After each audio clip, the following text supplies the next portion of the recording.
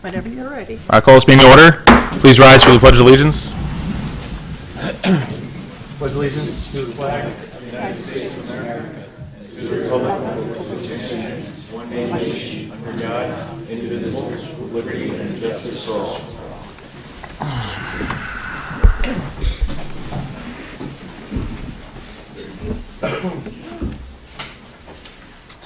Okay, our last meeting was on October 20th.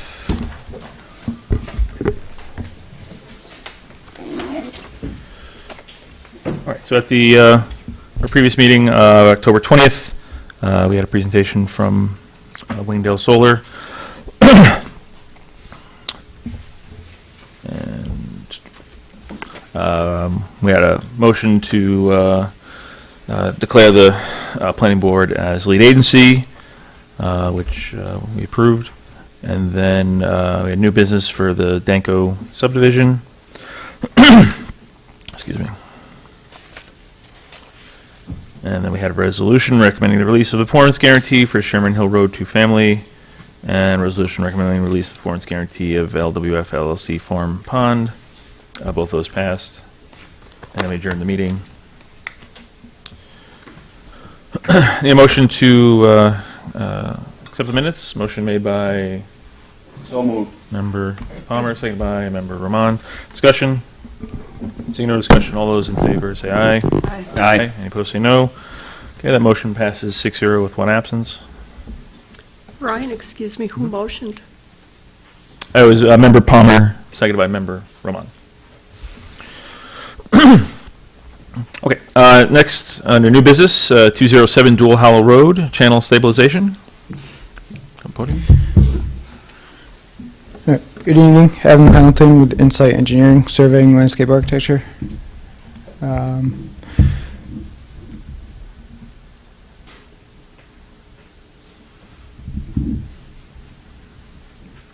Okay, plan set, or the Yeah, I think the plan set would be good. plan To, set? so the project site's about 45 acres on the north side of the intersection of Birds Hill Road and Dual Hollow Road. It's currently developed as a single-family residence. All development is located in the southern corner of the site. The rest of the site's mainly woods and meadow with wetlands and a stream that runs through. So there's an existing culvert which goes under Dual Hollow Road and discharges onto our site. Over the years, that runoff has caused an eroded channel through the site. The runoff is conveyed through the site from that southern corner and goes north to the Dual Hollow Brook. Do the laser pointer? Laser pointer. It's okay. You can keep going. Okay. So from the southern, I so put it the southern over there. point going north. Yep, It was there. Oh, this is it. Oh, thank you. Okay. So you're saying from here north correct. along here. Where you're pointing is the proposed new stabilized Oh. channel. It's reputed that that's actually the location where the channel previously was and has just filled in with sediment over time. And with that sediment buildup, has diverted the runoff to create a new eroded channel that's closer to the existing residence. Oh, I see. Okay, so there's a. I can see now on this one, page one. Yep. There's a channel that goes like this towards the the Correct. house. Yep. And what you're proposing is then on page 2.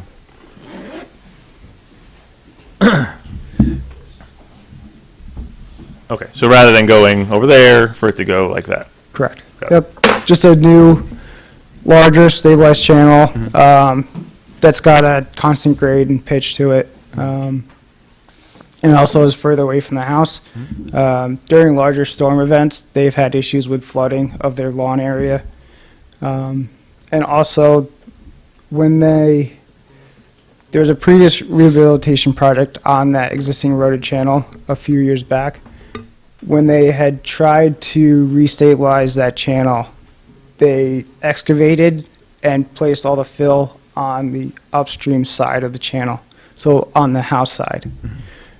So now what that does is all the runoff from the lawn, which is pitched towards the channel, doesn't make it into the channel because there's a berm in front of it.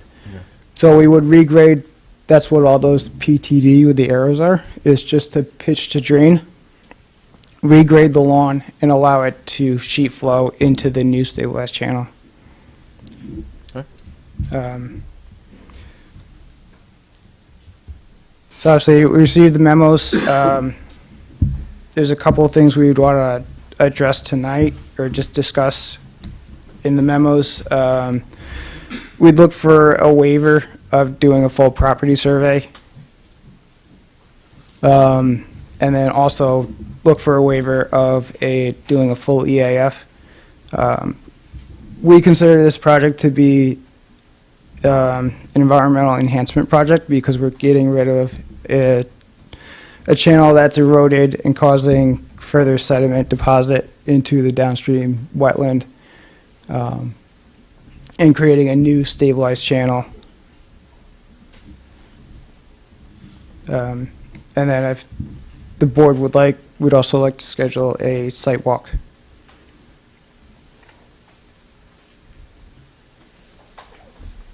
Okay, so the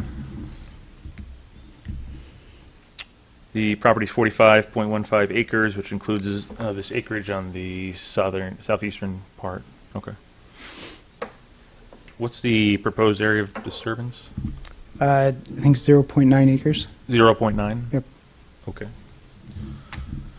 All right. Just for the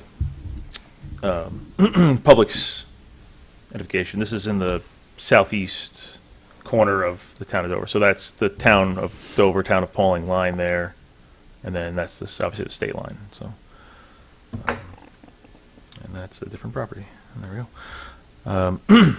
Okay.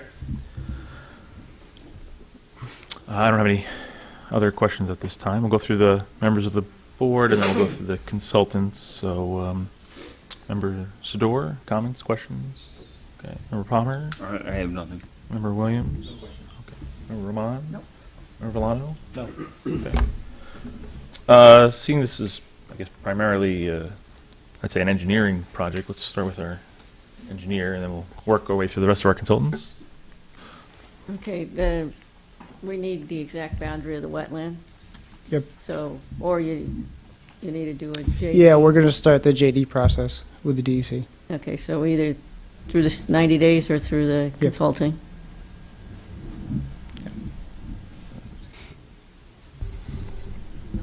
Sorry, just give me a second. So if you want to pull up the AKRF. Yep, just wanted to pull up Berger Engineering's memo. Okay, so anything further than engineer there?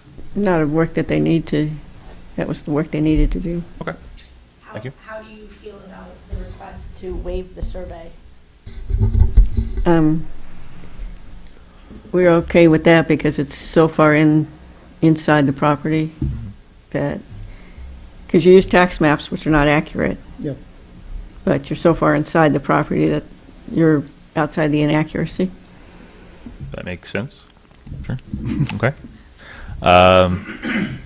Right. So if they're off by 10 feet, they're only affecting themselves, is what you're saying. Right. Right. It's, Understood. Okay. Right, I just got a text from the media clerk. Could you please move the microphone closer to you? They can't hear you. Okay. That might be true of everybody. So. They text me. Okay. All right. So nothing further then. correct. Okay. Thank you. We'll bring up the memo from AKRF. Somehow it started on the bottom of page 4. That's interesting. Okay. Okay. Yeah, it's mostly, there's a lot of procedural considerations with this one. Mhm. The first 4 comments are really talking about how they applied for erosion sediment control Mhm. only, but per the code, it qualifies as a major project, Because it exceeds 10,000 square feet in area. Correct. which also triggers a need for the full EAF. per the code, Mhm. and site plan review because of its disturbance being over 5,000 square feet, within any 1 year period, which is what comment number 4 is getting at. So we think that the application should be resubmitted with site plan indicated in addition to erosion control. The proper fees should be paid for that as well. And it has to go through a full site plan review process, but they can request waivers to certain pieces of that. It sounds like they've already requested a waiver of the survey, and the plan that they've showed would be the quote-unquote site plan that you'll be looking at. Sure. The question about the EAF being waived, I'm not sure that's possible, if it's, because it seems like it's part of the major project checklist. We'll ask the attorney Yeah, next. I mean, Okay. we could look into that further, but I think it's part of the major versus minor project distinction. It's not really a site plan Hmm? process waiver thing. So we can get into that another time, but, so that's what number 1 through 4 is getting at. Just procedurally, we have to treat this as a site plan. Number 5 was just deferring comments to the engineer, because this is an engineering project. The seeker section, comment 6. This is an unlisted action based on what it is. But again, the code says that you need to submit the full EAF rather than the short, due to it being a major project. So it's not going to change the type of project this is. It still would be unlisted, but the code requires that you fill out the full form. Number 7, this is also in a CEA, or a critical environmental area. It's a dual hollow area. Again, that shouldn't change the way that this is typed for seeker. It can still be unlisted. With the DEC being in charge of those critical environmental areas, or having a lot of say on those, in addition to the wetland issue, they're going to get a chance to look at this anyway, so we'll see what they have to say. But a project like this, I don't think, as long as they're not within 100 feet of a wetland, and they don't need a permit, special review by DEC, it isn't, like the applicant indicated, more of an enhancement project to correct an issue. So I don't see a major concern there with this being in the CEA. It's not that type of project. Right, and done then- correctly, it should improve water quality downstream is the idea. Yeah, and again, I'll defer to Joe's office, but they're proposing, the check dams and all sorts of Mhm. controls to make sure that it's done properly and it's going to sustain for a while, so. Okay. Yeah. So number 8 goes into the wetlands. Again, we have the same comments. Technically, if you scroll down, there's a screenshot of the map from DEC's website. Yeah, so per the new regulations from this year, the informational wetland layer does show a big pink area just north of where this work is proposed. That's not to say that that's all wetland, but the new process requires that you consult with DEC to see, A, if you have state regulated wetlands on your site, and then B, are they within 100 feet? Right. So the first process is to either just do a parcel JD, it's called, parcel jurisdictional determination, which you submit the tax parcel info to DEC, you wait 3 months for them just to tell you, yeah, you have wetlands here. Right.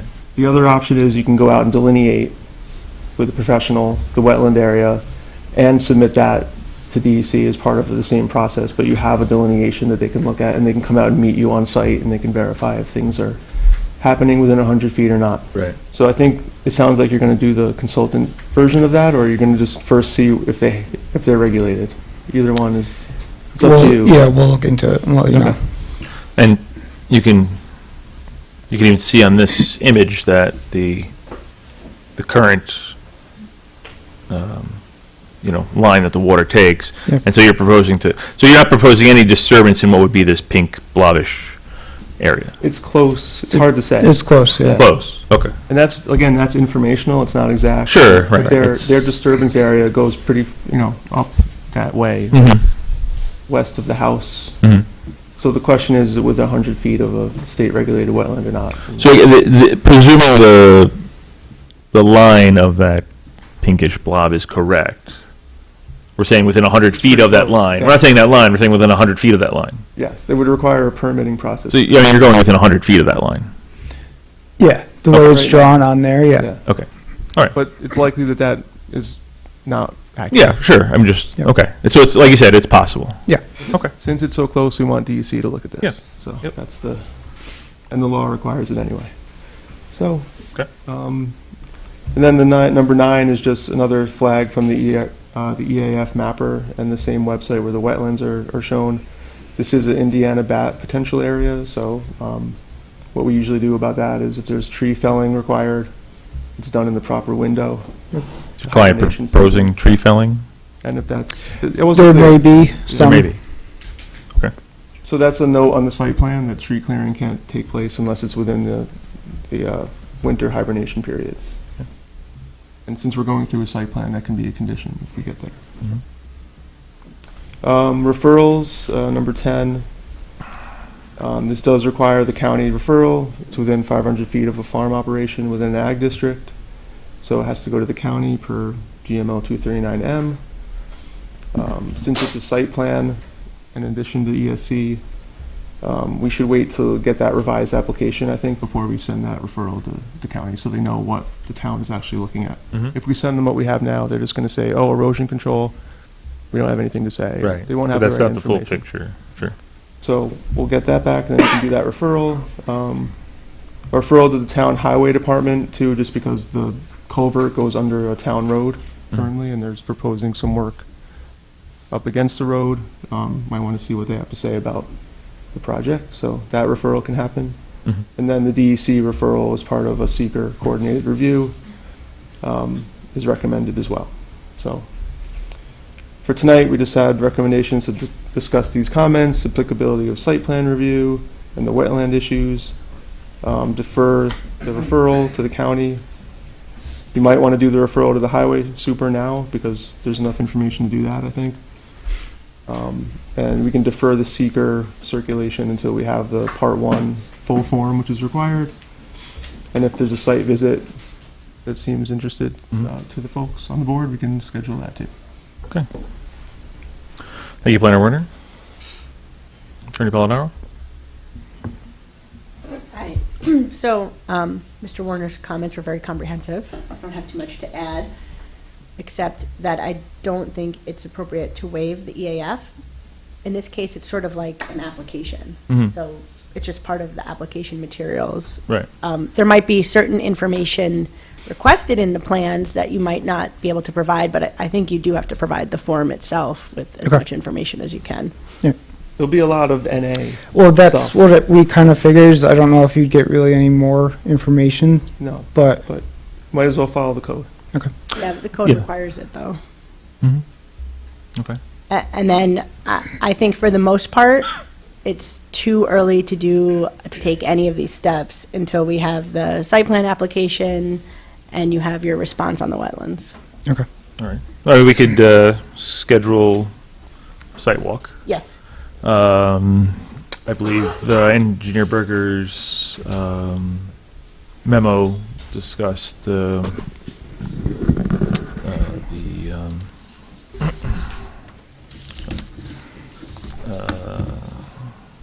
escrow. So we can discuss that. Anything further? Planner Warner discussed different referrals. You believe that's premature legally? And the highway superintendent, I I mean, guess. you That's not could gonna send it change. to the highway, but I wouldn't send it to the county or Right. to any involved agencies. Okay. All right, let's just get some of the, okay, so on the motion to refer this application to the Thames River Highway Superintendent for his thoughts and opinions. Motion made by Member Villano, seconded by Member Sador. Discussion. Okay, seeing no discussion, all those in favor of the motion say aye. Aye. Aye. Any opposed say no. That passes 6-0 with one absence. I believe it makes sense that we then invite him to the site walk, I would say. Yeah. Okay. Let's take care of the motion for the escrow. What do the consultants feel that the escrow should be for this? For engineering, $1,000 for the escrow. Anything additional for? There's going to be an additional escrow because it's site plan, right? When they revise the Our application. initial escrow, Right. 1,500. I think that's going to be okay for us. Okay. Yeah. Attorney Polidoro? I mean, I would just triple the 1,000 so that each of the consultants there's sufficient money for everyone. All right, so I need a motion to set escrow at $3,000. Motion made by Member Williams, seconded by Member Palmer. Discussion? Seeing no discussion, all those in favor of the motion say aye. Aye. Aye. That passes 6-0 with one absence. All right, let's look at calendar. Just to be clear on the escrow in the memo, that's referring to construction inspections, correct? That's a separate escrow than site plan review. Yes, Okay. yeah. And is that 3,000 on top of the escrow that was already paid? That's increased The to total. 3,000. Yeah, it was increased to 3,000. Okay. It's increased Yeah. to 3,000. Okay.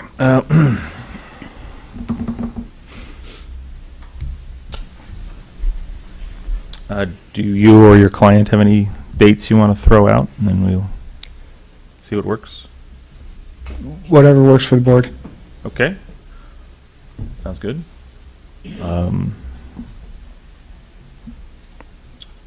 Does this Saturday work? For me. Member Sador? Member I'll be at Williams? work. You'll be at work. Member Williams? Okay. Member Ron? I'm available. Available? Available. Okay. Felton's? 7 a.m. for Joe. 7 a.m. Yeah, 7 a.m. for the town engineer. He loves getting out there nice and early. I'm down with Joe. All right, so 8 a.m. 8 a.m.? Okay. All right. Either Joe or I'll be there. Okay. I have to see. There's a, Okay. Maybe you Silence. or planner block. yeah, Okay. we'll coordinate. I mean, I don't think This you is not you need a an lot of attorney on legal this one stuff, unless sure. you Okay. feel All right. otherwise. So I'll need a. Let me just make sure I got this right. I think if Joe is there, it's most critical. Well, that's why I said Yeah. kind of from the start. It's mainly an engineering Yeah. project.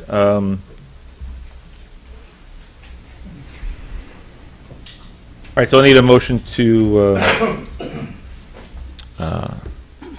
have a site walk, 207 Dual Hall Road for members of the planning board, our consultants, and the town of Dover Highway Superintendent for Saturday, November 22nd at 8 a.m. Motion made by So moved. Member Palmer, seconded by Member Rahman. Discussion. Seeing no discussion, all those in favor say aye. Aye. Aye. Opposed say no. I guess, if any members feel critical that they should also come out to the site walk rather than just rely on what everybody else says at the next meeting, I'm sure we can arrange something. Correct? Yeah, Yeah. of course. All right, so that passes 6-0 with one absence. It's got to be below zero and snowing. All right, let me just make sure I get this in my calendar before I forget. All right, anything else then to discuss with this application? Any members of the planning board have any comments or questions based on what our consultants have said? Nothing further. All right. Ryan, Anything procedural? Is Secretary? Michelle going to contact the highway super, or do you want me to? I guess if you could, that would make I sense. will. The most sense. Thank you. Thank you. Like you said, so it'll be you or Engineer Berger. It'll be you or Planner Block. And, okay, great.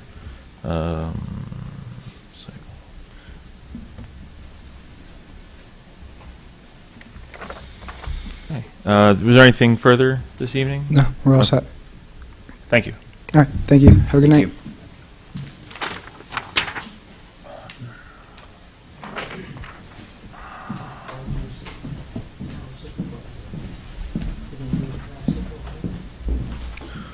Okay, so let's see. Don't need this calendar anymore.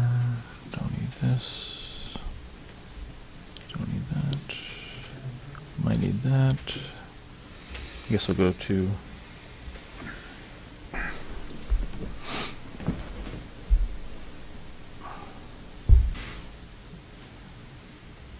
Okay, so the next item on the agenda is Wingdale Solar. So just for everyone, how we do these public hearings is the applicant or their consultants come to the podium, they address the board and the public, just kind of a refresher about what their project is, what it's about. We then may have some comments, questions, consultants may have some comments and questions, and then again we might have some comments and questions. And then I'm going to go over what a public hearing entails. There's some rules, and then we'll open the public hearing. So with that, I'll need a representative from Wingdale Solar to come to the podium.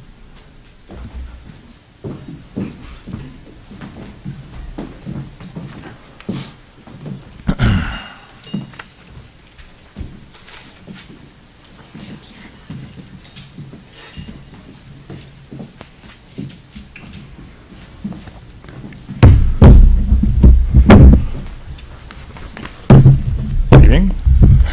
Good evening, Chairman and members of the board. My name is Tom Saunders. I work for RIC, or RIC Energy, as the applicant for Wingdale Solar. Let me just log in here. As just a very quick refresher, Wingdale Solar is a 4.29 megawatt photovoltaic solar generating facility that we're proposing in Wingdale. It occupies about 16 acres of land, and I have a quick presentation I was hoping to give. Great, thank you, Ryan, Chairman. Chairman Courtine. Okay. So we gave a version of this presentation to the town board some years ago when the new solar bylaw was being discussed, and I've made a few changes to it. I've updated it primarily to reflect the reality on the ground today. So I wanted to go through, if you could go to the next slide, please, the key points outlined in the solar law as it is. And this is for Tier 3 or 4 facilities. Wingdale Solar, as it proposes, Tier 3 facility. And the minimum acreage of a parcel for Tier 3 facility, as the board knows, is 50 acres. Tier 3 or 4 community solar energy systems shall be set back at least 300 feet from all property lines. No component of any community solar energy system may be located within 150 feet of any roadway. There's also a maximum of 35% of the parcel shall be occupied by the entirety of any community solar energy system. The clearing of additional lands to accommodate a community solar energy system may not be permitted, provided the percentage of the newly cleared land on any lot does not exceed 50% of the existing woodlands on that solar lot total. And lastly, there are some provisions about avoiding critical environmental areas. So this sort of stems from a discussion we had at a previous meeting. I wanted to sort of show how what that looks like on the ground from that side, and then also sort of from the developer's perspective. So if you could go to the next slide. So if we apply all those provisions, 50 acre minimum, 300 foot setback, 35% max lot coverage, less than 50% tree clearing, and avoiding critical environmental areas, and that's the figure here showing where those environmental areas are. We already get down to 112 parcels that could possibly host a Tier 3 solar system, and the way we got down to that is we said, okay, 15 acres is really kind of the minimum that you'd ever see a Tier 3 proposal proposed on. So we're using that as the number that says you apply all these things to every parcel in Dover, and this is everything that's left that's got a 15-acre chunk available. If you go to the next slide. Just to be clear, all the gray shapes Yep. are those parcels. Yes, thank you. Yeah, the And gray red shapes. is the critical environmental areas. Yeah, that's right. Based on what you have up here. When you did this, did you include adjacent vacant parcels that could be combined? Or is this just parcels 15? Right, because there could be two 10-acre parcels that are Yeah, next to each this- other that could work. This is just looking at individual parcels. So it's this plus. Potentially, yeah. So on the next slide, we have one other consideration that's not specifically called out in the bylaws, the DEC or NWI wetlands. Typically, we avoid those at all costs. So if you overlay that, you lose a handful of parcels there. And then if you can go to the next slide, we get into some of the considerations that developers typically take into account when they're citing solar sites such as this. And the main one, and where most of us start, is always interconnection availability. So for the Tier 3 solar system, we're connecting to NYSEG's distribution grid, so it's the power lines that are attached to your house. And there's only so much of that infrastructure in Dover. You overlay that onto the map, and you're left with this. So this is 13 parcels left. We've put the ownership of each one up there, but it's a little hard to see. So, you know, right there, basically, we're whittling down here. And another thing we've included in here, so you're probably wondering why did I go from 107 to 13? One is the NYSEG three-phase power lines, and then up in the middle there, you have to consider slope. So typically, for any solar system that's going to use modern racking, 15% grade is about the steepest you can go on. That's even probably a little generous, because when you get up to steep slopes, you have to start talking about cutting, filling, that kind of thing, and then sort of from a cost perspective, things become infeasible pretty quickly. But we did 15 just to kind of show what's left. So when we take all those parcels we saw earlier in gray, look at all the slope on the parcels, these are the ones that are left with access to NYSEG three-phase power with a chunk of land that's 15 acres that doesn't have an average of 15% slope. There's sort of one step further that we typically go. Access to power lines is great, but not all power lines are created equal. Not all of them have the capacity to actually interconnect a system of a megawatt, between 1 and 5 megawatts. So if you go to the next slide here, we've eliminated sort of the northern section of town.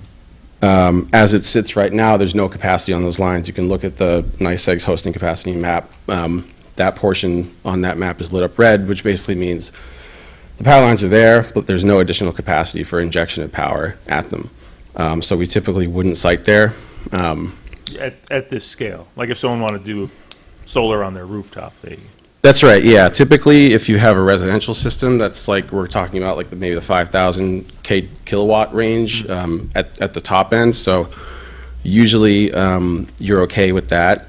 Those systems also can be interconnected to 1 and 2 phase lines as well, and obviously that's not represented here because once you get to this size, you've got to have 3 phase lines. Okay. So just want to make that clear that it was. Yeah.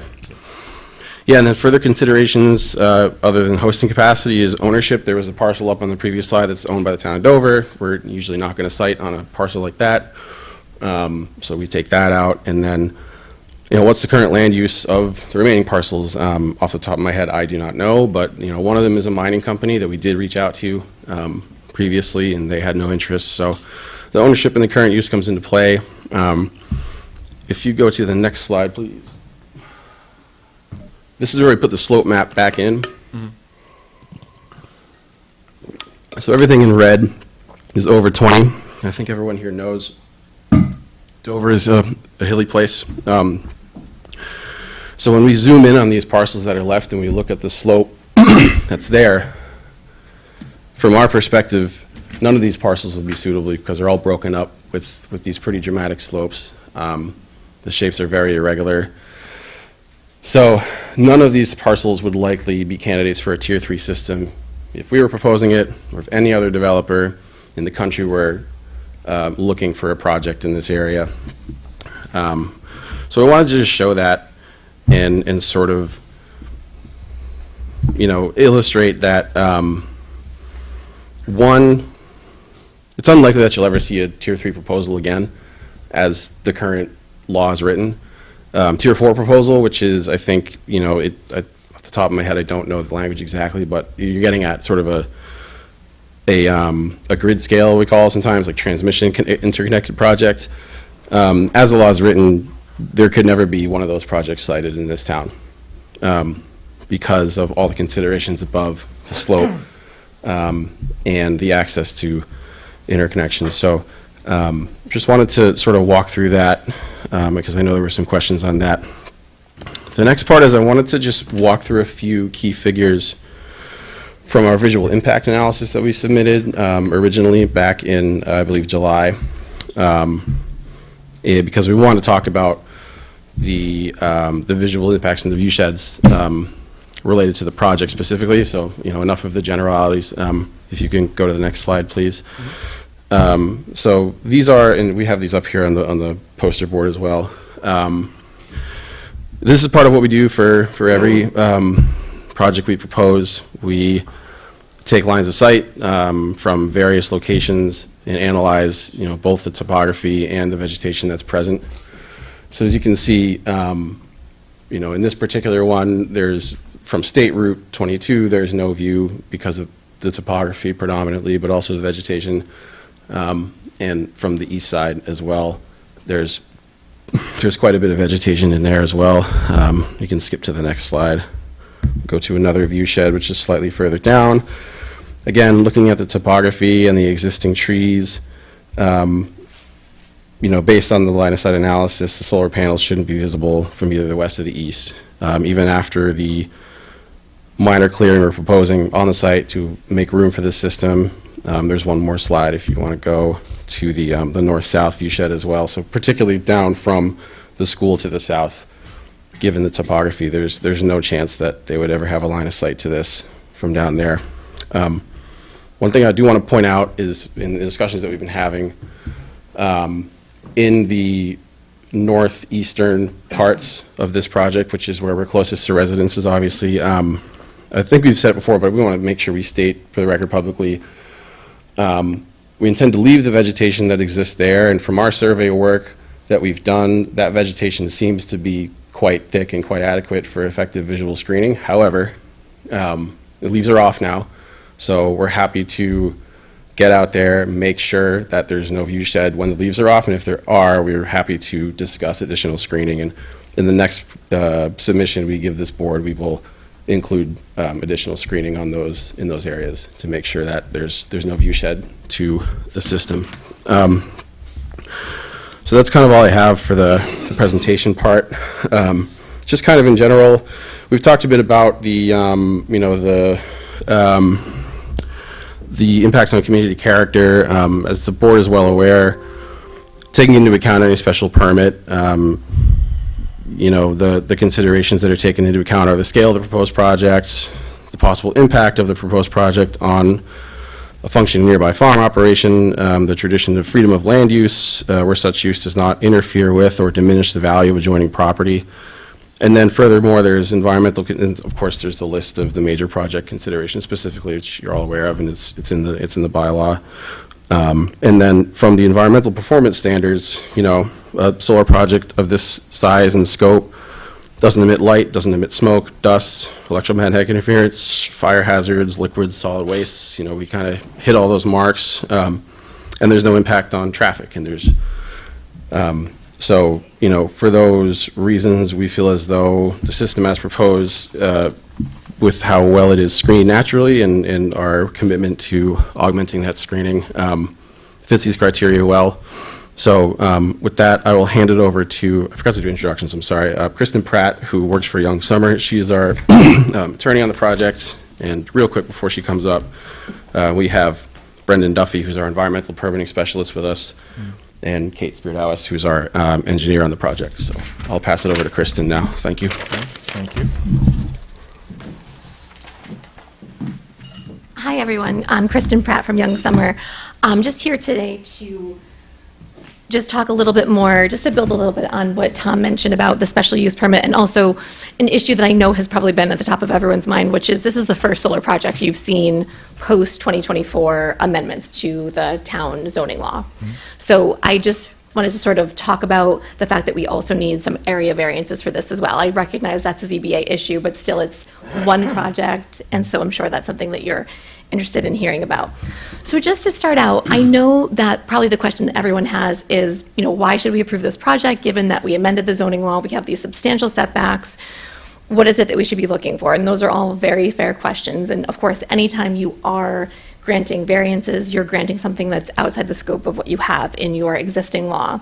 So it needs to be looked at very carefully. I recognize that, even county planning recognized that in their comments, which we appreciate. So kind of just start out with a little bit of history. Is the project's been in the works for a number of years. I know that you all are aware of that. So back when it was first presented, it was compliant with the zoning law at the time. And then there was a moratorium, and then there was a new law, which has been in effect since 2024. So while it was compliant initially, given, the setbacks, I'm going to say the setbacks, there's an area variance as well. It's under 2 acres though. It just doesn't allow enough space on the property to even configure it in a different way to sort of avoid those setbacks, just because they are 300 feet, and that's all the way around, so front, sides, and rear. So it was originally a compliant project. And also, just to build a little bit more, given that capacity is what it is, and as far as we know isn't changing anytime soon, if this project is approved, it doesn't mean that there's capacity to host numerous other projects of this size or larger, because as it stands right now, that's just not a possibility. So I just didn't want that to be, when you look at granting an approval and granting variances, I know that's at the top of everyone's mind as, okay, does that mean there's going to be one everywhere? The answer is no, at least that's just not possible right now. And also, another benefit to this project specifically is just that it's been cited to be shielded from view. So if you look at it, I know it's an irregularly shaped lot, but it's not, right on the roadway. It's shielded. There's an access road to it. It's not right on the road. I know you've probably seen, and I've seen projects that are right on the road. This is not one of those. Another issue is just without granting the area variances, the ZBA, if the ZBA doesn't do that, the town can't further its goals of providing clean energy consistent with the CLCPA and also the town's goals as a climate-smart community. Some of those goals written into the comprehensive plan is to improve resilience to climate change by using renewable energy resources, and this project does just that. It furthers the New York goals, which we've done a great job of furthering the solar goals, but we still have ways to go with renewables in general and just relying on clean energy. The comprehensive plan that was most recently updated in 2022 also calls for, renewable provisions to encourage green infrastructure. This project does just that. Just to provide a little bit of context too, when it comes to the zoning code as it currently stands, this is a permissible use in the zoning district. So yes, there's area variances being requested, but it is a permissible use. There's numerous other uses that could be permitted via special use permit too, that, from a community impact standpoint and environmental impact standpoint, in our, opinion, would be much more substantial for the community and for the environment. So some of those other uses that could be permitted with special use permit would include multifamily dwellings, residential care facilities, camps, country inns and conference centers, bed and breakfasts, kennels, recreational businesses, veterinary hospitals, and there's a few more. So this one, while I know that the view is at the top of everyone's mind, solar is generally low profile. Doesn't have a substantial height. It doesn't have the same impacts that a lot of these other uses would have on traffic and things of that nature. The scale is also, it's a rather minor scale. It doesn't emit any noise, dust, odors, traffic, and it won't overload water, sewer. It just won't be connected. It'll be remotely monitored and just routine maintenance being done. So turning a little bit to just the variance question in general, we talked a little bit about that. Currently, there's a 50-acre minimum. This lot is 48.28. So there is a little bit of an area variance request, and also there's a request based on the side and the rear setbacks. So currently, the code requires 300 all the way around. There's also some less substantial setbacks for perimeter fencing.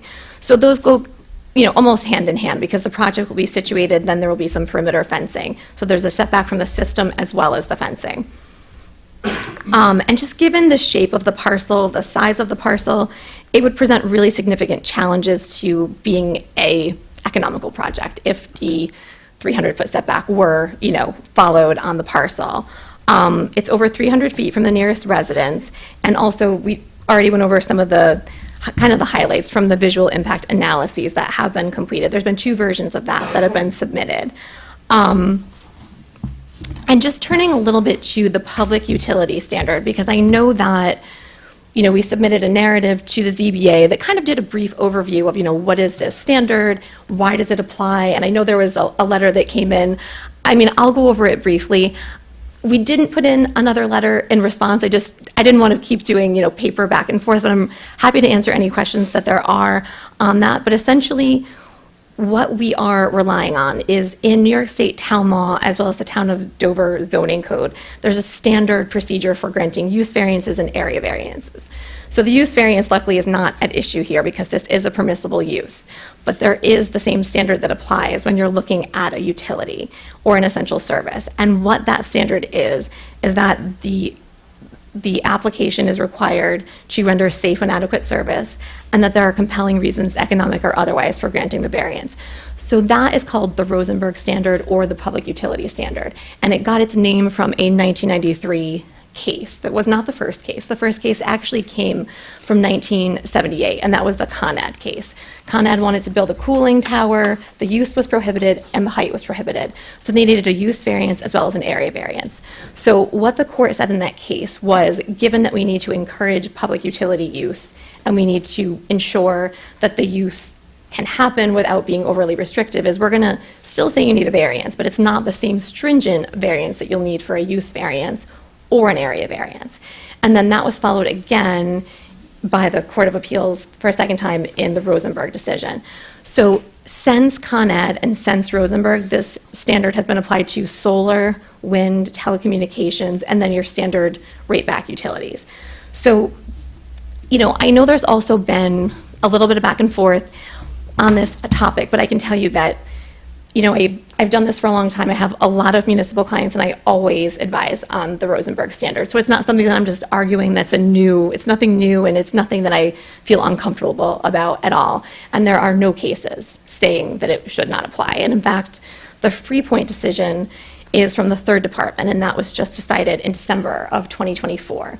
And that was an applicant almost identical to the applicant that you have here, where the ZBA denied a use variance, and then that was overturned. Then it went to the third department, and the third department said you have to issue the use variance because they met the less stringent standard for a use variance in that case. So I know that that's not necessarily for this board, but I just wanted to give a bit of an overview because it's one application reviewed as a whole. I know that there needs to be a ZBA approval as well as an approval from this board. Both have discretionary review. So if there's any questions, I won't go on and on about that. I mean, there's a lot to it, and I know that there's been, some, I guess I would call it distinguishing of the cases that I cited, but there are no other cases saying that these don't apply, and all of those cases are, they're 100%, followed in all of those realms, whether it's wind, solar, or we're even seeing them with battery energy storage. So I just wanted to share that standard, and I'm happy to answer any questions if the board has any questions. Okay, thank you. Thank you. Anyone else from your team looking to present?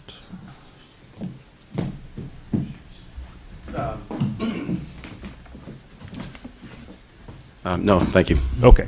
All right, so as I stated, we're going to go through the normal process that we have. We're going to have comments and questions, so someone should be standing at the podium. And then we'll turn it over to our consultants, back to ourselves, and then we'll go to the public hearing. So,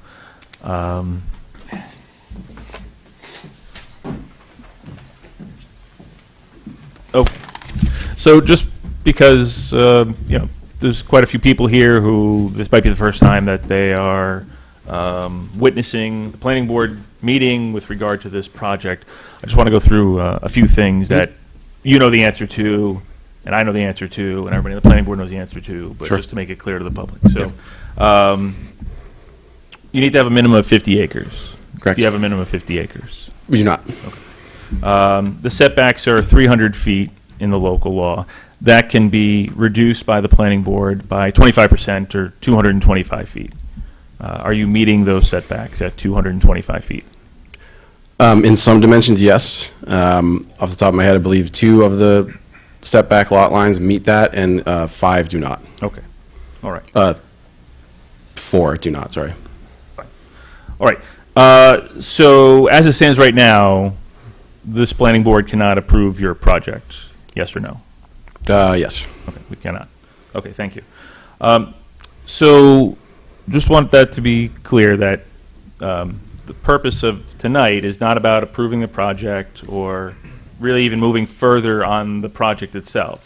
Tonight is about a secret determination. The planning board is the lead agency under SECRA, and whether this planning board should have a positive or negative declaration under SECRA. Okay, I'll leave it to our attorney to explain that in a little bit about positive, negative declaration under SECRA. We're going to go through all the different criteria, but just for members of the public, this is not about approving or not approving this project. This is about determining whether there be a positive or negative declaration under SECRA. So we'll get to that in a bit. I've spoken enough for now. I'll see if any members of the planning board want to speak. Member Villano? Not at this time. Roman? I actually have one question. I thought it was very interesting, the map that you showed with, I think it was 117 parcels at first, and then how you eliminated several of them for various reasons, so that you've narrowed it down to the point where in the town of Dover, there really are not a lot of places, and your attorney spoke to the fact that if this gets approved and it goes forward, it doesn't mean that we're going to have projects like this all over town, because there just aren't that many sites. But my question is, you showed us a map of Dover and potential sites. Why Dover in the first place? I think because we're talking about a project in Dover here, I mean, what I'm saying is, why did Rick Energy choose Dover as opposed to looking at any other town in the state or other states? we look at lots of other towns in several other states.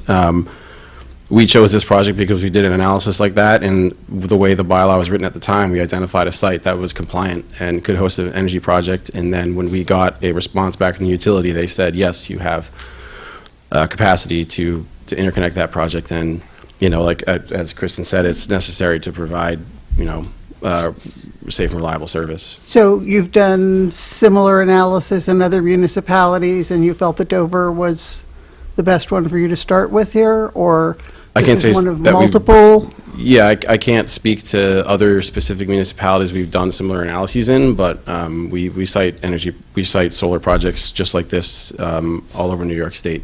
So this is one of many for your company? Yeah, sure. Yeah. Okay, thank you. Yep. Okay. So just to be clear, you chose this site because of just various reasons, like you stated. Yep. And then the zoning changed, which did allow, so under the new zoning, it's not allowed, but you're sticking with it, and you're going to go to the ZBA to get variances.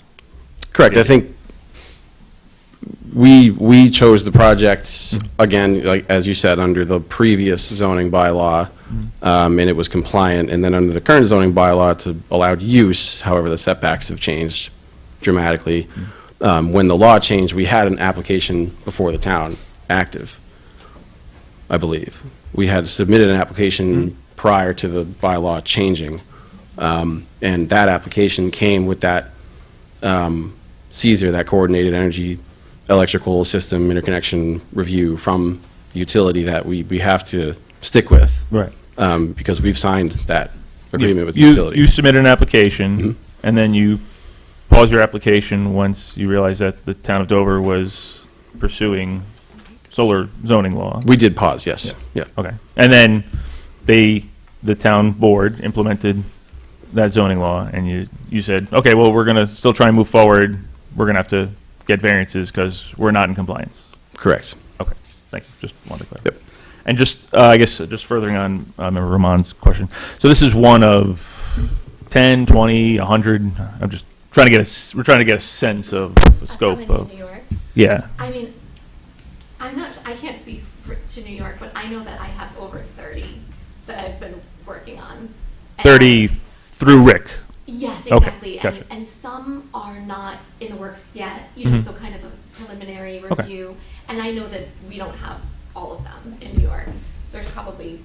There's more, I don't have a number, but Sure. I know. Yeah, Okay. yeah, But if- it's not correct. one and it's not 1,000. Yeah, Okay. no, it's All right. not one, it's something like in the 40s, 50s, yeah. We have active projects, and we're still actively citing projects in New York, and so, we still have early stage projects that are getting brought up to this stage, and Understood. so on and so forth, yeah. Thank you. Member Sidoway? At this time. Okay. Member Palmer? I just, we've established, Member Palmer, if you could just a little closer to the microphone. I'm sorry. Yeah, thank you. We've established that the parcel is not large enough under our current zoning, correct? Correct.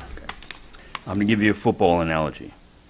If you're running down the sideline and your right pinky toe hits the sideline and the referee sees it, play's dead. If you're 10 feet out of bounds, play's still dead. That's all I have to say. Okay, thank you. Thank you, Member Palmer. Member Williams? No comment. Okay, thank you. All right. Let's start with Attorney Polidoro. Okay. All right. Hi. So, as was stated, this is going to be a public hearing regarding SECRA and positive negative declaration. So if you could just give us a few minutes of your legal expertise with regard to SECRA and the planning board making a determination Sure. of a positive or negative We'll declaration. do a brief seeker overview. So the State Environmental Quality Review Act, SECRA, requires that every single decision of the planning board be evaluated for its impact on the environment. In SECR, environment has been defined broadly. It includes traditional environmental resources, water, wetlands, bats, turtles, but it has also included more broad cultural resources, so historic resources, community character. So environment is a big word. For this I mean, like it's a all-encompassing word. all-encompassing, yeah. Right, It's like not a big word. Okay. yeah. I think it's also a lot of It might be a letters, big word. but- Okay. No, it's It all-encompassing. envelops a lot of things. Right, yeah, it doesn't just look at wetlands Right. or soils. So for this application, many, many months ago when this first came in, you decided to do what's called a coordinated review. That means that every agency that might be responsible for issuing a permit or an approval for this project, everyone is relying on the Dover Planning Board to conduct the environmental review. So here that means that the town zoning board of appeals, the state DEC, NYSERDA, Department of Transportation, all of these agencies are waiting for planning board to complete its review, and they can't even move forward saying yay or nay until the planning board completes its review. Right. So you are required to move forward in this process. You can't just stop and say, yeah, we're not interested. You have to go through the environmental review. And just further on that point for everyone, so as part of basically the beginning of the process, we put it out there saying, this application's in front of us, we'd like to be the lead agency under SECRA, and any of those agencies could have said, no, wait, we want to be the lead agency under SECRA, and then there would be a determination as to who would be the lead agency under SECRA. No agency, including the New York State DEC, said, wait, we want to do this in terms of being lead agency. So because 30 days, I believe, passed, by default, we're the lead agency. At the previous meeting, we just declared that we were the lead agency, just make it perfectly crystal clear that we were the lead agency. So, Right. thank you. So Please continue. now that you are the formal lead agency, you're required to evaluate this project for potential significant environmental impacts. If, after you review it, you determine that it's not likely to result in any significant environmental impacts, you issue what's called a negative declaration, which means the environmental review part is over, the other agencies get to do their evaluation, and you can move forward with, the review of the project itself. If you determine that there are potentially significant impacts likely to result from the project, you can issue what's called a positive declaration, which means that we go to the next level of environmental review, which involves preparation of environmental impact statement, additional public hearings, public scoping sessions, and again, the other agencies have to wait until you finish that next layer of environmental review. So where we are tonight is that you are asking the public for input on potentially significant environmental impacts. So you're looking for their opinion. Sometimes, as board members, you know a lot, but you don't know everything, and you're looking for the neighbors to let you know that there might be, some endangered species or some grading issue or something that you can't see on the map that you should be considering. Or they could, and I'm not saying this is the case, but you might hear the applicant say, for any project, oh, no one's going to be able to see this, and you might say, wait, that's my house, and I can see it right now. So that's why we have this process. So. Right, and I do just want to caution the public that the planning board's role is to look at broad community-wide impacts. So while it's useful to know when it will be visible from any one person's house, that in and of itself is not necessarily a significant impact because, as neighbors, we're always going to see the adjacent neighbor's property. So it's useful information, but when it starts applying to a broad portion of the community, then it can rise to the level of significant. Right. Okay. Okay. So we do anticipate that after you make your significance determination, whatever it ends up being, you will schedule another public hearing on the site plan application itself. Okay. Thank you. Planner Werner? Yeah, I think that was a good summary. So far, the applicant has prepared the part 1 of the full EAF because this is a type 1 action. We've had some comments on specific technical analyses that they still have to respond to. They've noted they're going to respond. They're going to look into some more visual impacts with the leaves off. We want to hear from the public, obviously. So I think at a future meeting we can begin going through the part 2 that you have up here. Once we have more information, and we can go through each topic to discuss significance of the impacts, potential, Yes. large, small, moderate. So, Yes, and I guess to be clear, we're not going to be formally going through the part 2 this evening. I have it here as a reference, and I was going to, after the consultants are done, just hit each point for the edification of the public as to these are the things that this is looking for.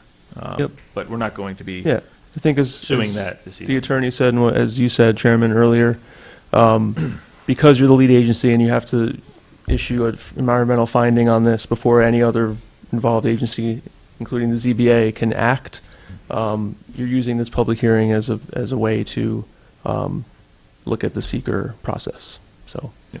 Thank you. so I'll be listening in. Okay. Thank you, Planner Werner. Engineer, Sarah? Anything to add? As far as engineering, it's pretty much going to be later on Sure. with the site plan and the special use permit. We don't see any immediate environmental issues. Okay. Thank you. All right. So I'm just going to have a few more things. Having heard from our consultants, though, does anybody have any further comments, questions, anything? Okay. So, like I stated, we're going to open this public hearing. There's a sign-up sheet. Please sign up if you haven't signed up yet. And again, this is not about really you think this is a great idea, this is a terrible idea. It's about, is there an impact on land? Is there an impact on geological features? Is there impacts on surface water? Is there impact on groundwater? Is there impact on flooding?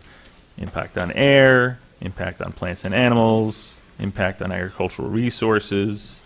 Impact on aesthetic resources? Impact on historical and archaeological resources? Impact on open space and recreation? Impact on critical environmental areas? Impact on transportation? Impact on energy? Impact on noise, odor, light? Impact on human health? And then consistency with community plans, and then consistency with community character. Okay, so those are the areas that we, as the planning board, as the lead agency for this project, are to consider after this public hearing, after we close the public hearing, after we go through this document. If we believe that there is no or small impact may occur across the board, then the state law requires us to declare this as a negative declaration. If there's moderate to large impacts, and again, depending on what those may be, then that may result in it being a positive declaration under SECRA. Attorney Polidoro, correct? Yeah, I mean, there's some nuance if it's Yes. moderate to large, but it can be mitigated. Right. But yes, that is the the general rule. Okay, thank you. All right. Did you have anything further to add? No, thank you. All right, thank you very much. Thank you. All right, now on to the public hearing. If someone could just please pass up the sign-up sheet, please. Thank you, sir.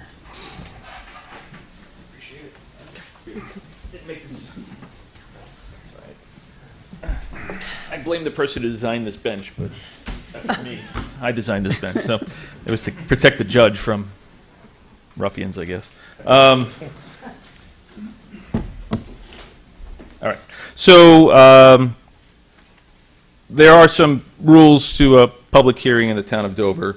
I'm not going to read through every single bit of this, as much as everyone loves to hear my voice over and over again for the planning board. But just the real important points are, there's a 3-minute time limit. I will have a timer. I'll let you know when there's a minute to go. If you're finishing up a point and the timer goes off at 3 minutes, I'm not going to cut you off. But we want to give everybody an opportunity to speak. And, no hats. And, obviously germane to this proceeding. It's not about anything other than the secret determination for Wingdale Solar. So, any members of the planning board or Secretary Evelyn, anything you want to add? No Oh, yes, I'm sorry, no clapping. It really messes with the audio system, and there are a couple people who have very sensitive hearing with respect to hearing aids, thank you, and it does really throw them off. I think, okay, with that being said, I'll need a motion to open the public hearing for Wingdale Solar on secret determination. Motion made by So moved. Member Palmer, seconded by Member Rahman. Okay, discussion. Okay, seeing no discussion, all those in favor of opening this public hearing, say aye. Aye. Aye. Any opposed, say no. Okay, this public hearing is now open. As I stated earlier, there is a sign-up sheet. We're going to go through the names of the people who have signed up. So please come to the podium, and you will have 3 minutes. And first, we have Ed Friend.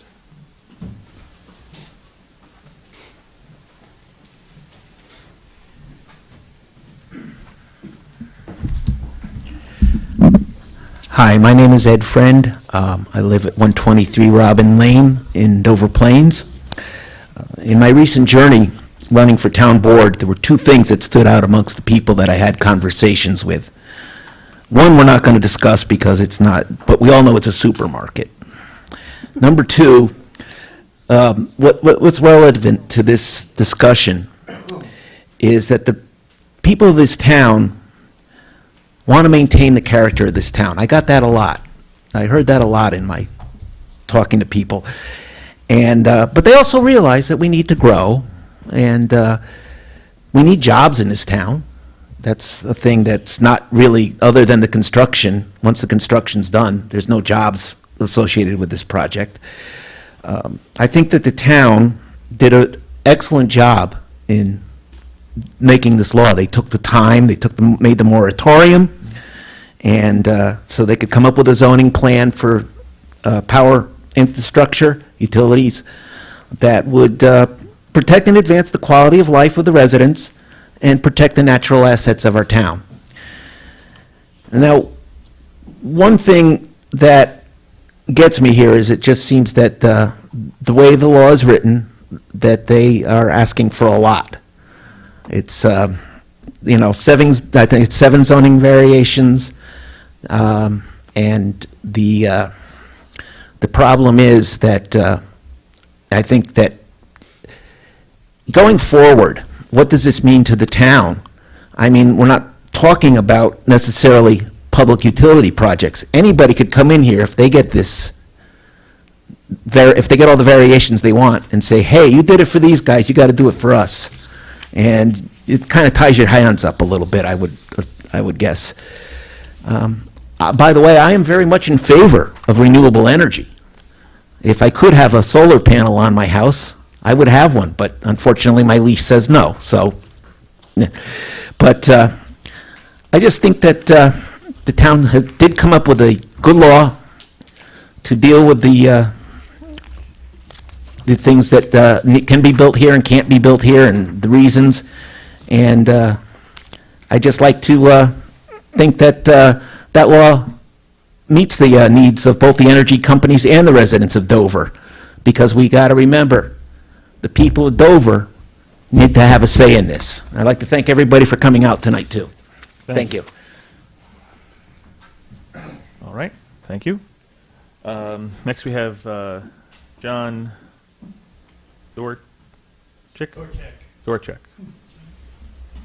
Come to the podium, and you'll have 3 minutes. Good evening. Good evening. My name is John Dorchik. My wife and I live at 23 Highview Drive in Wingdale. We are here tonight to discuss the proposed Wingdale Solar Project. With all the available vacant land in the surrounding area, why would you sandwich a large project of this sort in a residential area near 2 schools and churches? I understand installation will require blasting and other construction work, which we will have to endure, not to mention the effects to our schools located nearby. This project will lower our property values, upset the local wildlife, and be an eyesore we will have to live with. We already have 2 monstrosities on Route 22 that we are forced to live with. And like the proposed project, the local residents will receive no benefit from them. Why should we be forced to make sacrifices that will benefit others and not our local citizens? The zoning board exists to protect us from overreaching or dangerous changes to our town. I hope you will remember this when making your decisions. Thank you for your time. Okay, thank you, sir. All right. Next, we have Paula Oakes.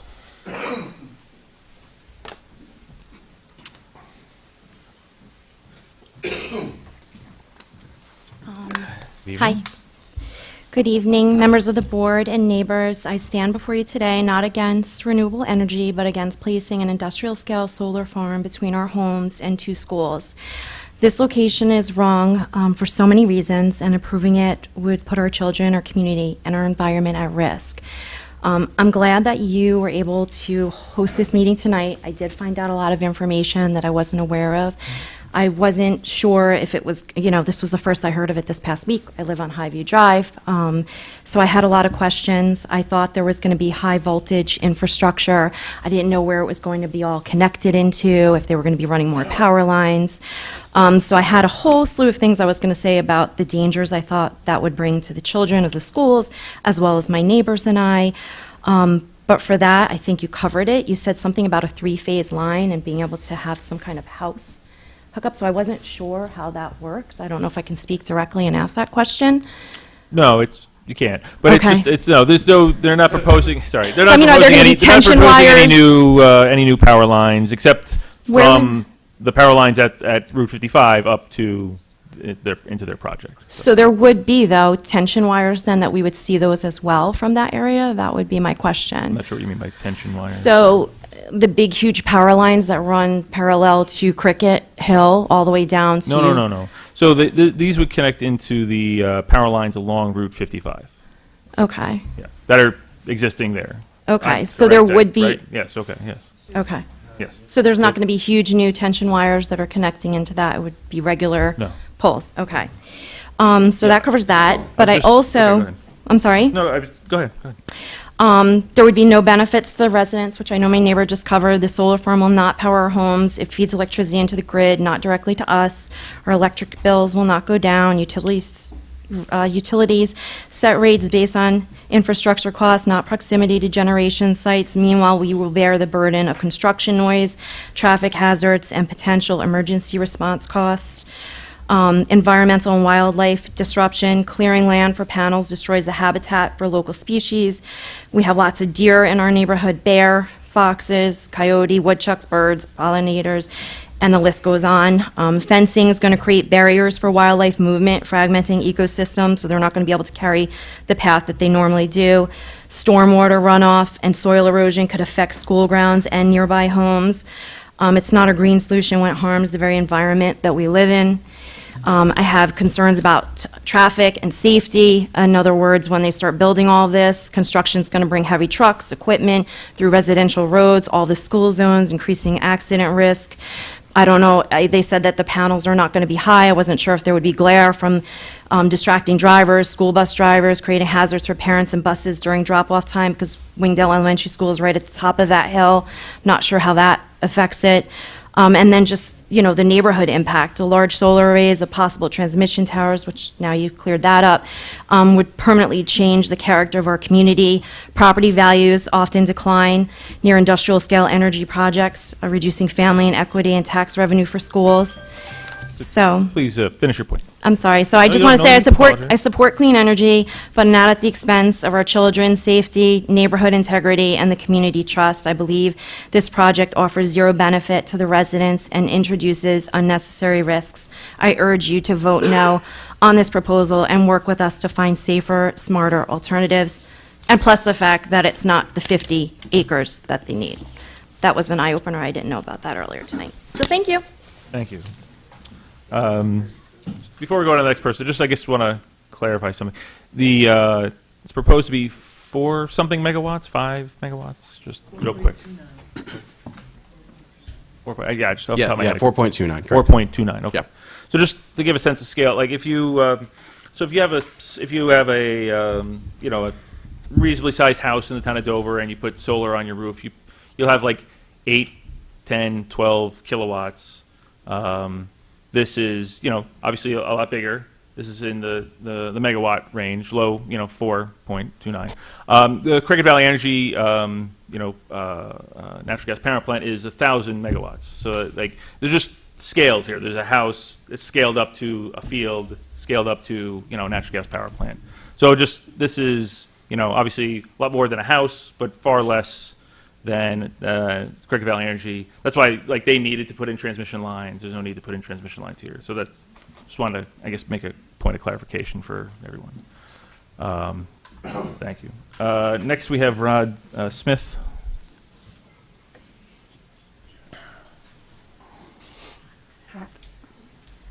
Hat. Yes.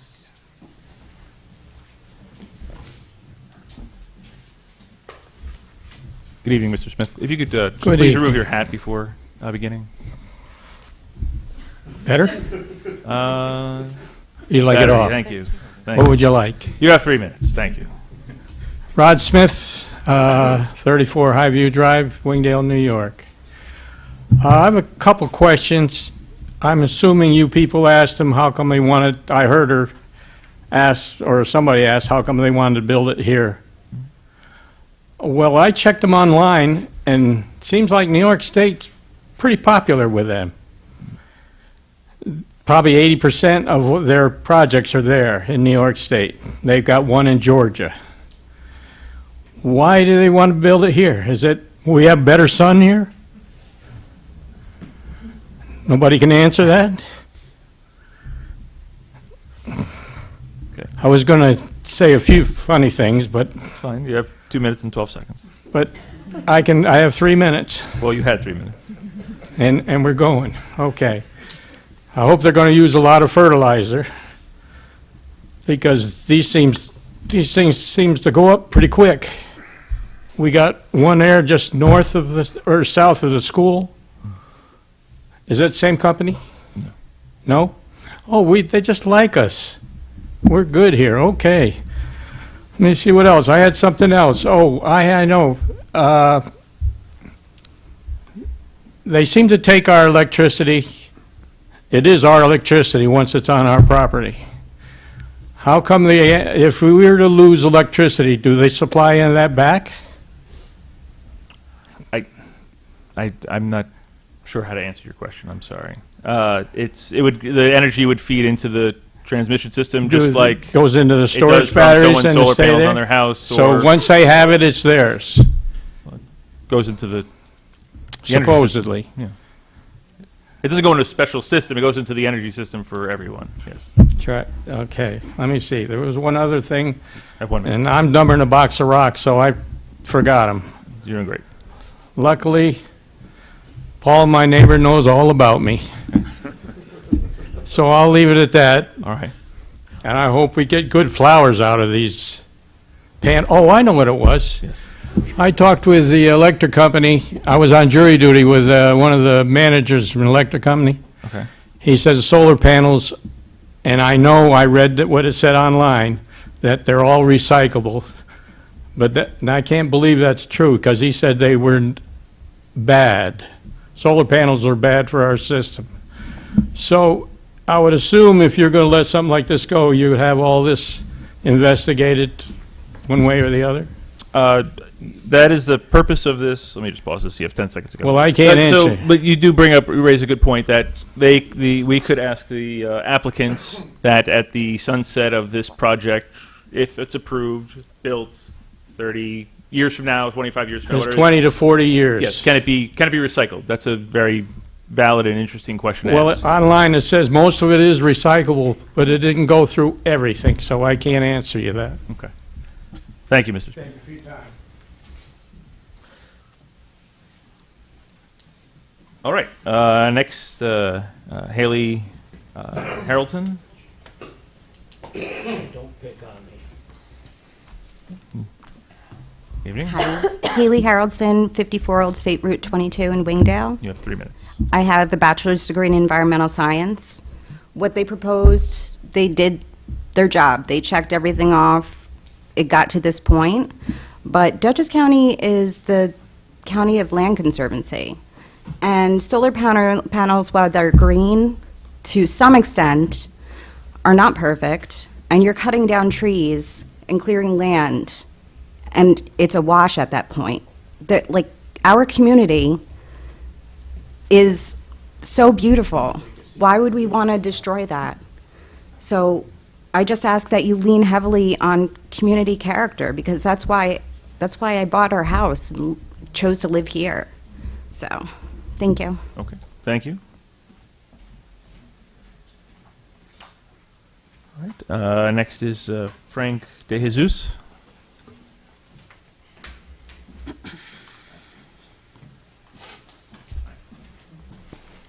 Good evening. Hello.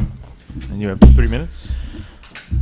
Frank DeJesus, 28 Highview Drive. I guess one of the big questions that popped up in my mind, albeit that at least discussed in the presentation that we've seen so far, risk factors for such a project as this are considered minimal. If there were some unforeseen environmental impacts or damages, who would cover that? You know, I mean, I also think of that, and then I do think about environmental impact. I live on the east side of Highview Drive, and I think about the sun setting on the west for all of my neighbors on Highview Drive. And I mean, you're putting a big giant array of mirrors, so I feel like that's going to have some sort of like light interference. You know, it's what do you call that? Glare. Night pollution. Okay. Or glare. But for the glare. But I mean, I don't know. It might just change what I see out of my front door and what my neighbors across the street see out of their back windows. Not just one, at least 7. But the other thing too, touching upon the young lady's remarks about the environment and the animals and the wildlife that we see, I mean, I see it all. I feel like Snow White in my backyard, and everything but a canary lands on my finger. I mean, I see bobcats, I see bears, I see foxes, I see deer grazing freely. And it is truly beautiful to see that, and I feel lucky to have that in my backyard. And I also chose to move here for that same reason. And I would hate something to damage that and take it away. The other thing too, just logistically, if somehow this even manages to get any further than this meeting, 1 minute. Who's going to be working there? Where are these people going to be from? Are they going to be local residents of Dover? You know, I mean, like that would be my thing. It's like, this is a solar farm system, other ideas for potential nuisances of different construction ideas were spoken about, but some of those things would bring work to the community and make something for the people of Dover Plains. That's it. Thank you. Next is Steve Kosar. Thank you.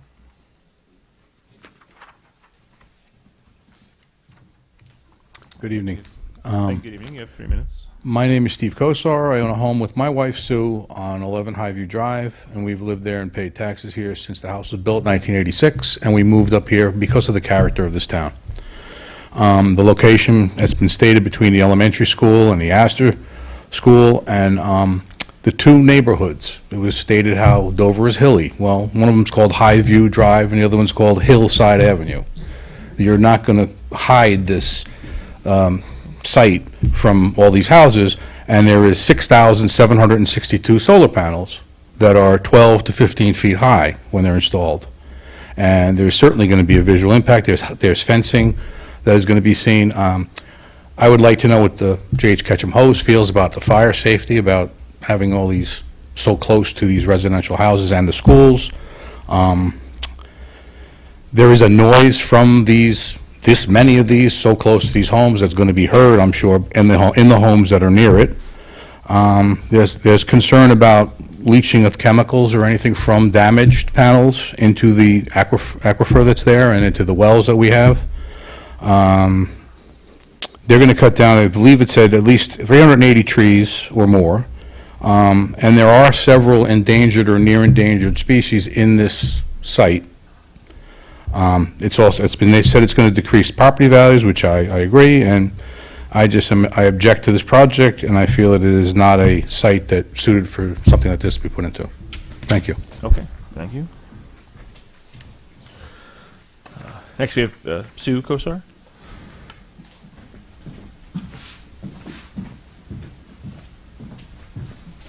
Good evening. My name is Sue Kosar. I also live on Highview Drive.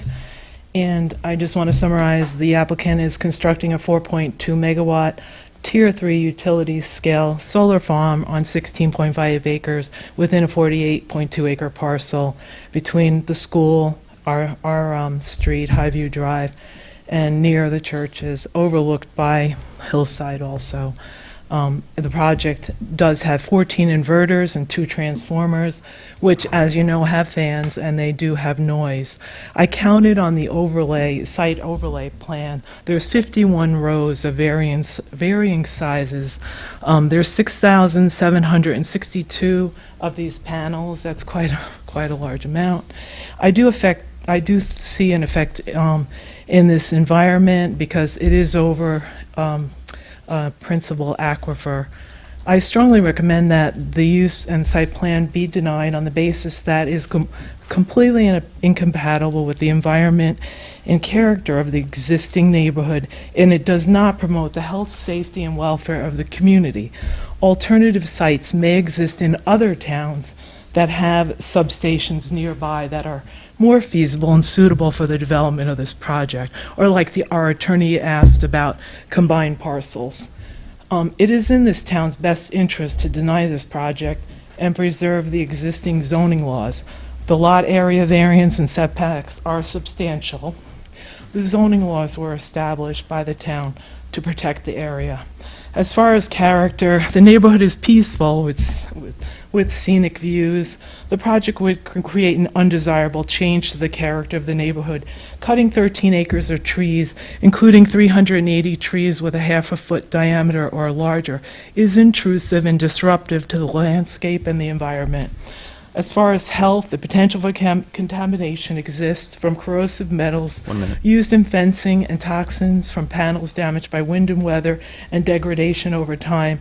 This project is over an aquifer. We have well water, and a low risk is still a risk we're not willing to take.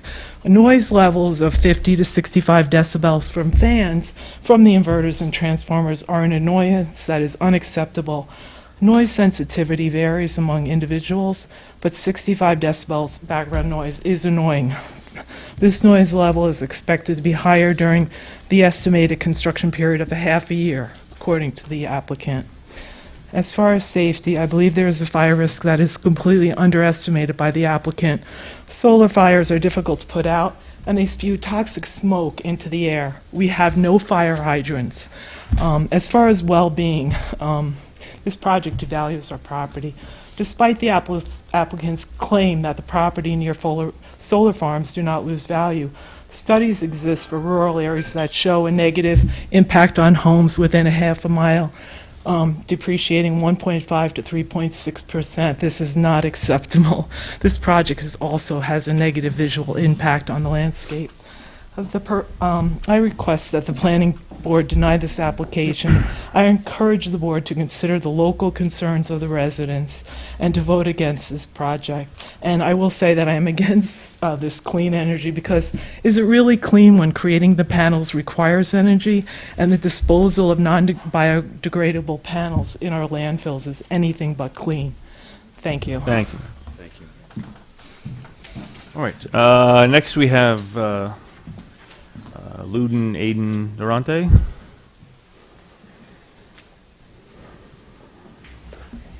Hi, good evening. You have 3 minutes. I neighbor the 5 Highview Drive.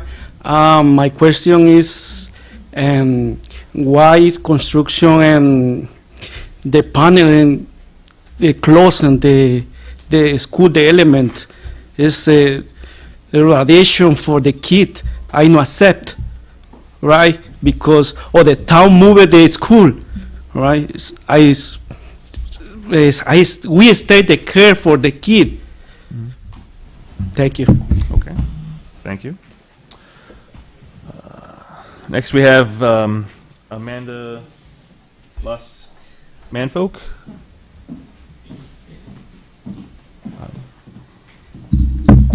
Good evening. Good evening. You have 3 minutes. So my name is Amy. Most of you know me as Amy. I have the most unfortunate position of being front and center involuntarily for this, where the house is set. If this were to go through, we would probably be the most impacted on our street for these variances if you guys decide to grant them, which I don't think that you should do because think about the precedent that would set. Somebody said it before I stood tonight. I think we have to be really careful with that type of thing. We are a rural town. I remember my husband and I moved up here about 12 years ago, and one of the things that we really loved about Wingdale and Dover was your open spaces, was the community feel. It was really disheartening and saddening to see the other power structures that have been put into our town. I feel that Dover carries more than its fair share of the electric and power source burden compared to other towns in our county. It sounds to me like they have other options outside of Dover that are feasible. There are quite a few concerns that I just thought of the other night when I was talking with my husband. Number one being the proximity to our schools. You know, we've got the littles down there. I've got 2 littles in that school that I'm very concerned about what impact it might have on them. I'm also on the downhill slope of this thing. So if something does go wrong up on that hill, is there going to be a groundwater problem? How am I going to know about it? Is my water suddenly going to become undrinkable and I don't know, and I'm giving that to my kids? How am I going to know if something's wrong up there? You know, just something to think about. There's the property value impact for sure that we all see. I know, like I said, I'm going to have a front row view to this thing. Okay. Most of the trees are dead. There's not great screening back there. I see it all the time. screening that size of a project is going to be a huge undertaking. I don't think it's going to be able to happen, to be honest, just given where it sits on top of a hill. Then there's the environmental impact. Like somebody else said, it is kind of like being in a Disney movie. All the animals come through. It's a heavily trafficked zone. We see all kinds of different animals come through. There's also milkweed up there. I noticed that the monarch butterflies and that type of thing often have nests up there because my kids sometimes venture up that way. But yeah, there's a lot of things to consider. I think that there's definitely benefits to the solar energy, but in this case, there's a lot of things that could go very wrong. So I clearly object, and I hope that you guys decide to vote to maintain the law and not grant these variants, because I think your hands, like someone else said, will be tied in the future for when more people come forward and say, well, how about me? Thank you. Thank you. Next, we have Ruben Ferreira.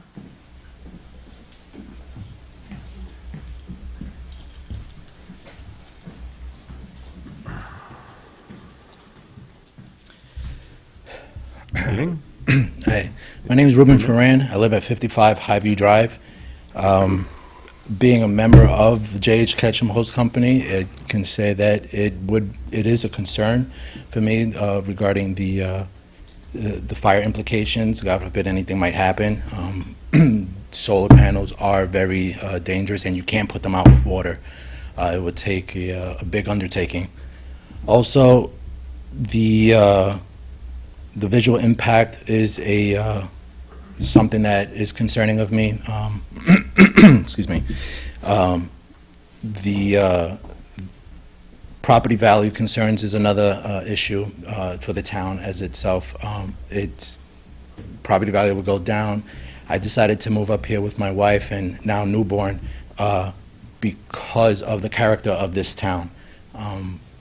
Driving through the fall, you see the leaves, everything is beautiful, and when you notice that in that area, whether they say that they're going to put fencing or anything, it will be an eyesore and take away from the character of the town. The wildlife and habitat disruption, construction is going to cause and will displace animals and fragment habitats. Because of the panels, birds, the hawks that I see flying around can and will be able to fly into the panels, which is something called the lake effect. The noise during the construction, the heavy trucks going in and out of the town. Being a construction background myself years ago, those trucks will cause damage to our roads. Are they going to repair that if this project does go through? Then one of the biggest concerns of my, which someone had mentioned before, is the decommissioning. Most leases are for 25 to 40 years, but after that, then what? Is there going to be funding for them to remove the panels, or are they just going to leave it and then we have unused panels on this land? The EMF from the inverter stations and transmission lines, even though they claim that it's a low EMF, it still transmits and can possibly cause issues, especially to the children at the school. Being a new member of the town, and I have a little one myself, I look forward to her growing up in the town, and I'm scared for what might happen as she is in the school, and anything can happen. Taxes, what can happen, not what can happen, but what does it do to help us, I guess, in taxes? Is it going to lower our energy bill? Do we get the energy from that, or is it only to people with solar panels, or they're supplying that energy to a different town or something like that? So, I mean... Okay. Thank you. Thank you. Next we have Tung No Wen.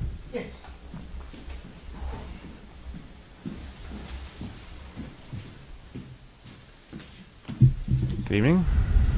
Hello. You have 3 minutes. My name is Tong Nguyen. I live in 67 Highview Drive, Wendell. I lived at that house for over 40 years. And I would like to say a lot of things, my issue and concern, but all my neighbor pretty much address, all those problems. But I don't know, got one thing to say that I do not support building a solar energy farm in our town. And that's all. I thank you for your consideration. Okay. Thank you. Thank you. We have exhausted the list, but is there any member of the public who wishes to speak at this public hearing? Please come to the podium at this time.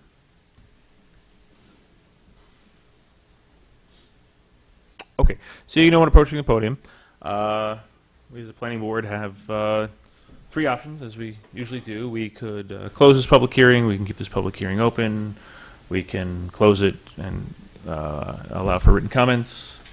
I'm looking for input from members of the board. I suggest we leave it open for written public comment. Okay. I agree with that. I agree. Okay. All right. Let's see. Today is November 17th. Next week then is Thanksgiving. All right. So then.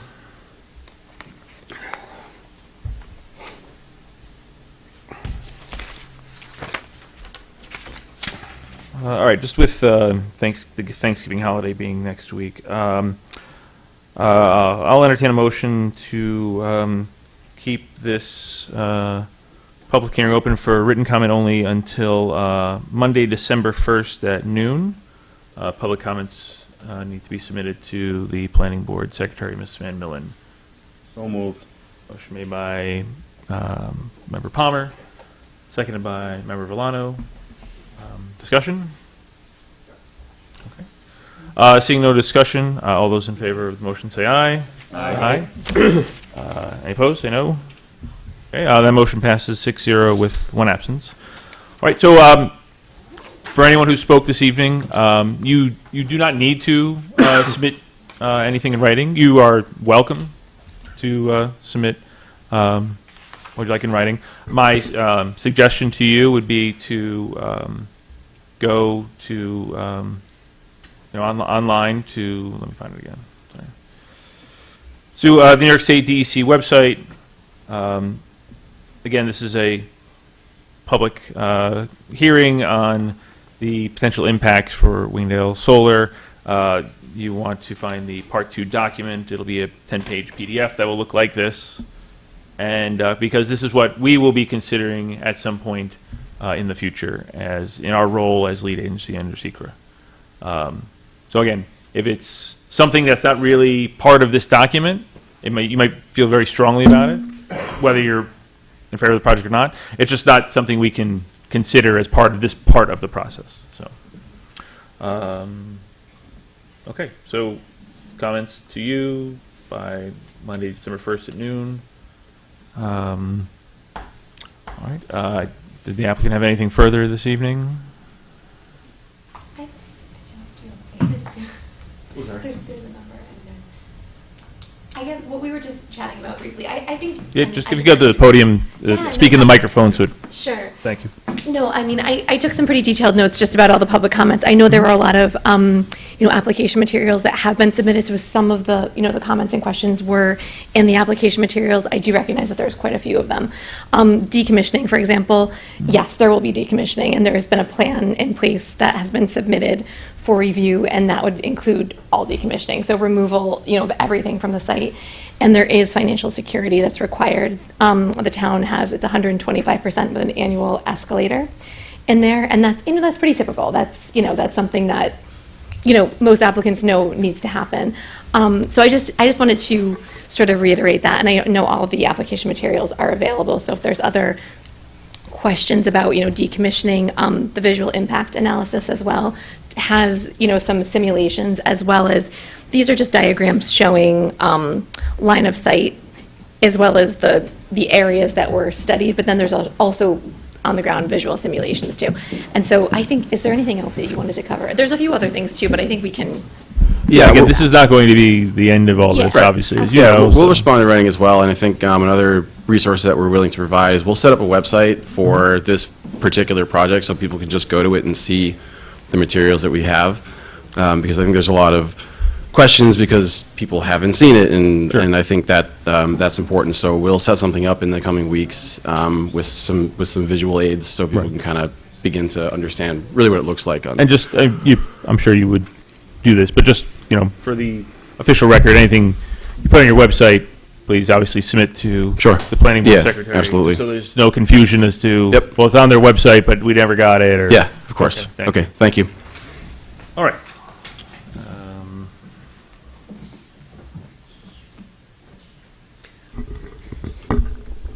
Chairman Cortine, you did receive an email from Charles Quimby Mhm. and also from, the woman who owns the 8 acres below. I forgot the On name. Route 22? Yes. Okay. All right, well, that'll be part of the written record. Yes, it's part of the record. All right. Thank you. All right. Thank you, everyone. Our meeting is not quite over yet, but if you'd like to stay, you're welcome to stay. If you'd like to leave, if you could leave now. Thank you. But obviously, you can stay. It's a public meeting, so it just everybody gets up, and it's tough to hear for a minute. Thank you. Good evening.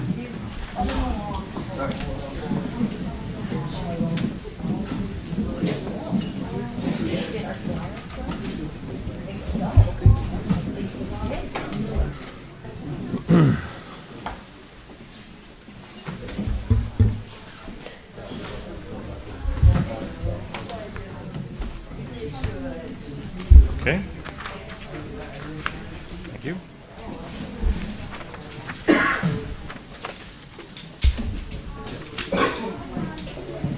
All right, so next on the agenda is the appointment of consultants and the meeting scheduled for 2026. So I'll bring that up on the screen.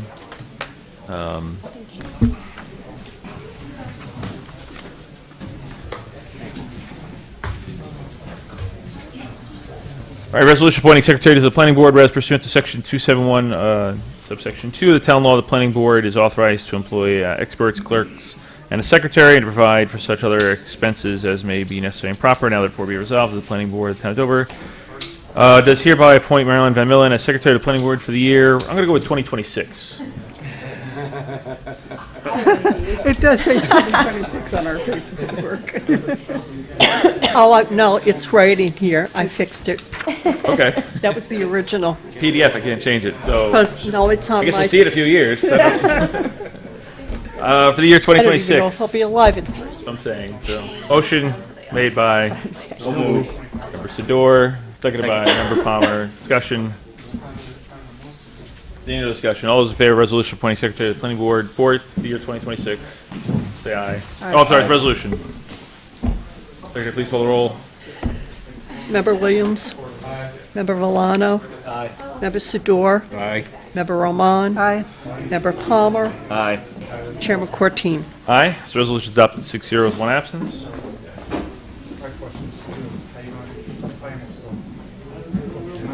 All right.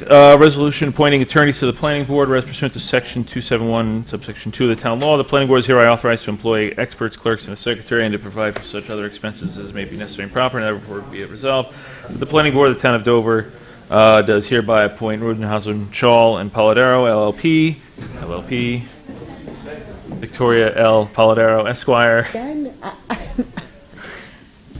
the one LLP, as attorneys of the planning board for the year 2026, and authorizes the chair to execute the retainer agreement on file with the planning board secretary. This resolution is being offered by Member Villano, seconded by Member Palmer. Discussion. And I'm glad everyone's gone so no one can see what's going on here. Right, we're still on camera. You know what's funny? Normally Marilyn proofs my resolutions, but you didn't send them to me to look at, so I could check Well, no, yours. usually I All right, put you up can blame each other later. I usually put the doc up. For some reason, they're the PDFs this time. All right, so the resolution, as I stated, with one LLP. One Any LLP. further discussion? Seeing no further discussion. Resolution appointing attorneys to the planning board. Secretary, please call the roll. Member Williams. Aye. Member Valano. Aye. Member Sador. Aye. Member Roman. Aye. Member Palmer. Aye. Chairman Courtine. Resolution is adopted 6-0 with one absence. Resolution appointing a planning consultant to the planning board. Whereas pursuant to section 271, subsection 2 of the town law, the planning board is authorized to employ experts, clerks, and a secretary, and provides for such other expenses as may be necessary and proper. Now therefore be resolved that the planning board of the town of Dover does hereby appoint AKRF Inc. as planners to the planning board for the year 2026, subject to the terms and conditions of AKRF's contract with the town of Dover. This resolution is being offered by So moved. Member Palmer, seconded by Member Williams. Discussion. Seeing no discussion, resolution appointing a planning board consultant to the planning board. Secretary, please call the roll. Member Williams. Member Valano. Member Sador. Aye. Member Roman. Aye. Member Palmer. Aye. Chairman Courtine. Aye. Resolution is adopted 6-0 with one absence. Resolution appointing engineer to the planning board, whereas pursuant to section 271, subsection 2 of the town law, the planning board is authorized to employ experts, clerks, and a secretary and to provide for such other expenses as may be necessary and proper. And now therefore be resolved. The planning board of the town of Dover does hereby appoint Berger Engineering and Surveying, Joseph Berger, LSPE, as engineers to the planning board for the year 2026, and authorizes the chair to execute the retainer agreement on file with the planning board secretary. This resolution is being offered by So moved. Member Sador, seconded by Second. Member Palmer. Discussion. Seeing no discussion, resolution appointing engineer to the planning board. Secretary, please call the roll. Member Williams. Member Valano. Member Sador. Aye. Member Roman. Aye. Member Palmer. Aye. Chairman Courtine. Aye. Resolution is thereupon adopted 6-0 with one absence. All right, next we have our schedule with the deadlines for the year 2026. Check, yes, 2026. And as what usually happens, we have a first meeting in January and February, but no second meetings. The plan, if there is business before the planning board, would then be to have 2 meetings a month for March, April, May, June, July, and August. Then no meeting on Labor Day, but a meeting the third Monday of the month. 2 meetings in October. No meeting the day before Election Day. So a meeting the third Monday of November, and then 2 meetings in December. The deadlines for all of these meetings is 19 days prior at noon to the secretary. Does anybody have any questions, comments?